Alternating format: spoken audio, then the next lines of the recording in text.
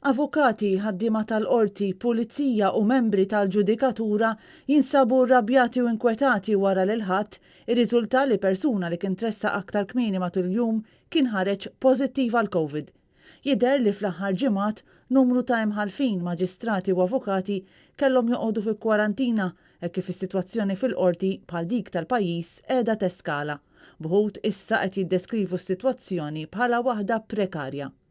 Wara l-episodju tal-ħadd persuni li ġew f'kuntatt mar-raġel fosthom il-maġistrat, l-avukati, uffiċjali tal-qorti, pulizija, ġurnalisti u oħrajn ukoll iżolaw irwieħhom minn jeddhom wara li saru jafu bil-każ.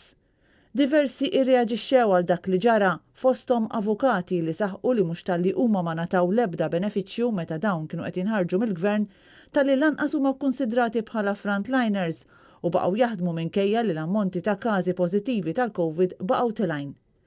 Mistoqsi dwar din is-sitwazzjoni l-Ministru tal-Ġustizzja qal biss li hu jinsab kuntent bil-mod kif qed jaħdmu l-affarijiet. Jiena kuntent ħafna, il-kawżi qed ikunu staggered u salf għal dak li jiġri fid-9 ta' filgħodu ħafna drabi għaliex hemmhekk irridu nikkonvinċu iktar il-ġudikatura illi ma tappuntax ħafna kawżi fid-9 ix-xogħol qed jimxi ħarib. F'post fuq Facebook l-avukat Veronica Ann Spiteri insistiet li l-avukati huma umani bħal kulħadd, suġġetti għal COVID bħal kulħadd.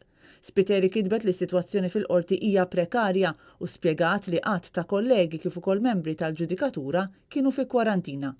Itenniet li dawk kollha li jaħdmu fil-qrati mhumiex immuni għall-virus u talbet azzjoni immedjata sabiex kull min jaħdem fil-qorti kun jista' jagħmel dan f'aktar sigurtà u b'serħan il-moħħ.